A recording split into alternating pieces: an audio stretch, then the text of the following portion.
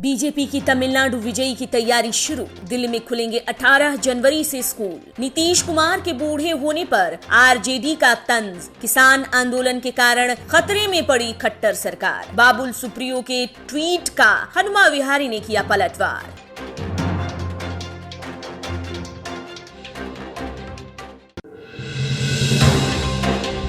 तमिलनाडु में विधानसभा चुनाव से पहले बीजेपी ने अपनी तैयारियां शुरू कर दी हैं। इस कड़ी में 14 जनवरी को पोंगल के मौके पर बीजेपी के अध्यक्ष जेपी नड्डा एक दिन दौरे पर तमिलनाडु जाएंगे, जहां नड्डा पोंगल पर आयोजित नम्मा ओरू पोंगल कार्यक्रम में हिस्सा लेंगे। बता दें कि कांग्रेस के पूर्व अध्यक्ष राहुल गांधी भी 14 जनवरी को पोंगल के मौके पर तमिलनाडु के दौरे पर जाने वाले हैं, जहां वो जल्लीकट्टू कार्यक्रम में शामिल होंगे।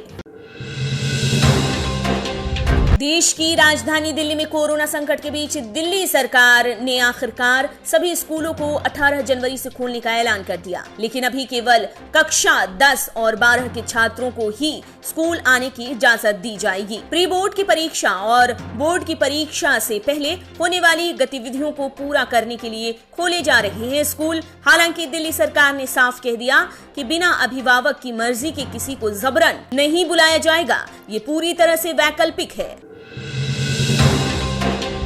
देश में 16 जनवरी से शुरू होने जा रहे कोरोना टीकाकरण से पहले दिल्ली के सीएम अरविंद केजरीवाल ने बड़ा ऐलान करते हुए कहा कि दिल्ली के निवासियों को कोरोना की वैक्सीन मुफ्त में दी जाएगी। बता दें कि केंद्र सरकार को 200 रुपए प्रति वैक्सीन दी जा रही है, जिसकी खेप राज्यों तक पहुंचनी भी शुरू हो चुकी है। लेकिन दिल्ली सीएम ने केंद्र के फैसले को चुनौती देते हुए मुफ्त में वैक्सीन देने का फैसला किया है। 16 जनवरी से देश के करीब 3 करोड़ स्वास्थ्य कर्मचारियों को वैक्सीन दी जाएगी। बिहार में कानून व्यवस्था पर सवाल उठाते हुए आरजेडी नेता तेजस्वी यादव ने नीतीश कुमार और बीजेपी पर निशाना साधते हुए कहा कि बीजेपी और नीतीश कुमार की सरकार डबल इंजन की है। नीतीश कुमार को जबरदस्ती सीएम बनाया गया है। तेजस्वी यादव ने नीतीश कुमार को घेरते हुए कहा कि बिहार में फैले जंगल राज का महाराज कौन है, ये सबको पता है। नीतीश कुमार अब थक चुके हैं। बता दें कि इंडिगो एयरलाइंस के मैनेजर रुपेश कुमार सिंह की हत्या के बाद से ही नीतीश सरकार निशाने पर है। करीब 1.5 महीने से किसान आंदोलन में हरियाणा के किसानों ने बढ़ चढ़कर हिस्सा लिया, जिसके कारण अब हरियाणा की खट्टर सरकार खतरे में पड़ गई है। हरियाणा में बीजेपी और जेजेपी के गठबंधन की सरकार है, लेकिन किसान आंदोलन के कारण जेजेपी के विधायकों को काफी दबाव झेलना पड़ रहा है, जिसे लेकर आज उप मुख्यमंत्री दुष्यंत चौटाला ने पीएम मोदी और गृह मंत्री अमित शाह से मुलाकात की। खट्टर सरकार के गिरने के खतरे को लेकर सीएम खट्टर ने जताया आश्वासन, कल किसने देखा है, हमारी सरकार अपना कार्यकाल जरूर पूरा करेगी।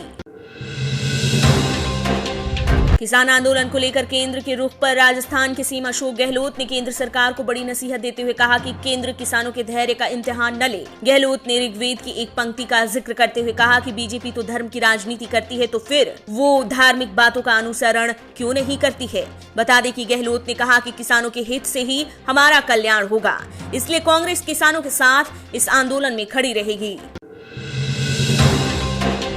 जम्मू कश्मीर में सेना के चल रहे ऑपरेशन से घबराए आतंकियों ने अब सोशल मीडिया के जरिए घाटी में आतंक फैलाने की साजिश शुरू कर दी है। सुरक्षा एजेंसियों ने पिछले 3 महीने में ऐसे 100 अकाउंट्स का पता लगाया है, जिसका रिश्ता पाकिस्तान के ISIS से होने का शक है। इन अकाउंट्स पर भड़काऊ कंटेंट के जरिए घाटी में आतंक फैलाने की कोशिश कर रहे आतंकी संगठन। इस खुलासे के बाद सुरक्षा एजेंसी चौकन्ना हो गई। अमेरिका ने भारत और चीन के बीच करीब 8 महीनों से चल रहे सीमा विवाद को लेकर बड़ा बयान देते हुए कहा कि भारत में चीन की उकसावे वाली कार्रवाई का जवाब देने की क्षमता है। भारत एक मजबूत देश है और भारत के साथ मिलकर अमेरिका हिंद प्रशांत क्षेत्र में चीन के खिलाफ शक्ति संतुलन बनाने का काम करेगा। बता दें कि भारत चीन सीमा विवाद पर अमेरिका लगातार भारत के साथ खड़ा है। आतंकवाद को बढ़ावा देने के मामले में आज संयुक्त राष्ट्र सुरक्षा परिषद के वर्चुअल सत्र में विदेश मंत्री एस जयशंकर और सेना प्रमुख नरवणे ने पाकिस्तान और चीन को जमकर लताड़ लगाई है। विदेश मंत्री ने बिना नाम लिए ही कहा कि पाकिस्तान और चीन दोनों ही देश आतंकवाद को बढ़ावा देते हैं और उसका संरक्षण भी करते हैं। उन्होंने इशारों में कहा कि इन देशों को अगर लगता है कि हम आतंकवाद का मुद्दा भूल गए हैं तो ये उनकी गलती है। सिडनी में खेले गए भारत और ऑस्ट्रेलिया के बीच तीसरे टेस्ट मैच में 109 गेंदों पर 7 रन खेलने को लेकर बीजेपी नेता बाबुल सुप्रियो के तंज का हनुमा विहारी ने पलटवार किया। विहारी ने सुप्रियो के ट्वीट को टैग करते हुए कहा, अपने नाम की सही स्पेलिंग लिखी है। फैंस का मानना है कि हनुमा बाबुल सुप्रियो को ये संदेश देना चाहते हैं कि उनका नाम सही से याद कर लें। उन्हें आगे भी बहुत से मौके मिलेंगे उनके बारे में बात करने के लिए। बता दें कि सुप्रियो ने विहारी को क्रिकेट का हत्यारा कहा था। आप देख रहे हैं नेटरिक न्यूज, साहस सच कहने का।